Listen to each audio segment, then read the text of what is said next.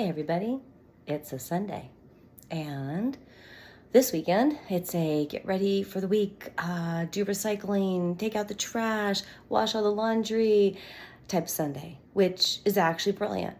It actually feels great. I had a friend who used to talk about, she had so many dishes to wash and she couldn't get her kids pretty much to help. And she was like, yes, but there's joy in just standing here looking out the window, watching the sunrise or watching, the sun setting behind her, but whatever, and just washing the dishes. Now, this is not capitulation. This is not like my life sucks, so I'm going to just trick myself into being happy. The reality is that dishes need to be washed. Why? Because dishes are used. Why? Because we want to eat food without our hands. And even if we do want to eat with our hands, we still have to cook the food or prepare it. So dishes are a part of life, just like sleep is a part of life. So if you have to sleep, why not make sleep something you look forward to? If you have to do dishes and you have to sweep and you have to vacuum or you have to water the plants, why not choose to make those be things that you love and enjoy? So it's I look at it sometimes as you just relax into what is, and then you're enjoying it, because why would you not be enjoying it? We don't enjoy things that hurt. We don't enjoy things that are painful.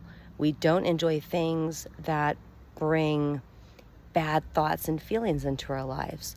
So if I'm doing something and I'm telling myself that I wish I didn't have to do this, I wish that I was like those famous people who could just hire someone to clean their house and cook for them. And then you're sitting there doing the thing you have to do, and you're telling yourself all the reasons why it now hurts. It's painful. You're miserable. You hate it. You're resentful. Need I go on? No. Okay. So a form of empowerment is to become rational about your expectations, to manage your expectations.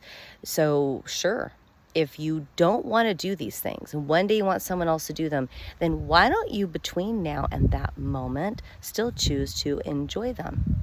You can still decide, I love washing dishes and I want someone else to do it. Why? Because I want the few remaining years of my life to be dedicated to something other than washing dishes. And since now I'm washing my own dishes, I'm going to put on a headset and listen to a book on tape. I'm going to put on a headset and call my mom or my friend or my neighbor or whoever and be like, hey, let's chat while I'm doing dishes. How are you doing? Blah, blah, blah, blah, blah. This is the brilliant intelligence of what is oftentimes called multitasking. Multitasking has been given a bad name. People complain about it. But the reality is, if your hands are busy and your mind is free, maximize what you're doing with your mind during that time. Now, maybe you don't want to listen to a book or talk to someone. Maybe you want to imagine your next chapter in your book that you're writing. Maybe you want to do whatever you want to do. I don't care. There are about let's say there are 1 billion good things to be done, because humans are generally similar. And there's like 8 billion of us on the planet. So let's say at least 1 billion ideas can be generated of great things to do with your brain while you're washing the dishes. What does not fall into the category of great things to do? Look at that. I don't know if you can see it. There she goes. I live near a small airport. Whining, complaining, bitching, moaning, thinking all those pathetic negative thoughts that you don't have to be thinking, because even if you're in a concentration camp, you have the power over your mind and what happens inside of your head. It is wrong for people in a generally blissful environment where 50% of the humans on the planet can only dream of living the way you live. And I do mean people who are living in a not nice neighborhood, in a rental that maybe has some cockroaches running across the countertop, and you're irritated because, you're eating mac and cheese and some broccoli and apple slices again, rather than going out to a fancy restaurant. That is still something that 50% of the people on the planet wish they had. So it is deeply morally wrong to be spitting in the face of those people by failing to appreciate what you have. This does not mean you need to limit yourself to what you have. You can pursue more. That's fine. That's fine. Just don't waste the precious things that you do have. So, onward. It's my Sunday, right? So I'm super, super stoked and happy. I'm running around watering things, and I'm going into town using the laundromat in town because my washer and dryer has died. And I'm like, okay, have to get a new washer and dryer. Fine. That's also part of having housemates. I don't have the option to just get rid of it and use the laundromat because I can't require them to do that because I need to provide them with the resources I promised. So I got a new washer and dryer. It's on hold. It'll be delivered when I'm ready for it.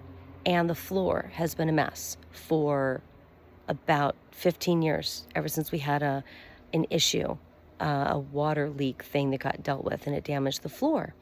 So I've finally sprung for getting the flooring put in. And what they will do is they will take out the washer and dryer for me. They will take out the toilet. They will do all the flooring. They'll put the toilet back in, and they won't put the washer and dryer back in because I'm going to have the other people deliver and install the new one. And I was going to, at the same time, take out this old, not great, works, but not great countertop and sinks. And I figured I would just go ahead and upgrade those at the same time. And you know what? That just takes more energy than I have. I work 5 days a week, full time. I have other obligations to my son. I'm working about 60 to 65 hours a week right now. And I just don't have the time to find it. And I don't really want to put the money into that additional piece. So today I was like, okay, that's all going to stay. And immediately I felt like this weight came off my shoulders. And I was like, yes, I can do the sink some other year, some other decade. Who cares? Yay. So I am having a great day. I just got some turkey. So I feed my dog raw food, which is expensive. So I augment it with inexpensive turkey breast. There we go. In the crock pot. Yay. Can you see that? Yeah, how do I? There we go. There we tilt it. Yay. So I'm going to cook that up. And I'm just already going through the foods I have and figuring out what I'm going to eat this week based upon what I have. I have leftover buns in the freezer and hamburger patties from my flagpole raising party. So I'm going to eat hamburgers all week long. Bread is not on my quote diet, but I've got a bunch of buns. I'm not going to throw them away and waste them. So now I'm like, oh, this is simple. So I got lettuce, I've got tomatoes still left over from the party, I've got pickles, I've got mayonnaise, I got everything I need. And it's like, oh wow, my whole work week is easy. It's just hamburgers and extra, all vegetables. I've got bell peppers floating around. I've got corn on the cob. I've got a couple apples, and the plums are going to start going ripe out there. Oh my goodness gracious, we're going to be swimming in plums. So, yeah, it's a great day. I hope you're having a great day. Alrighty, talk to you soon.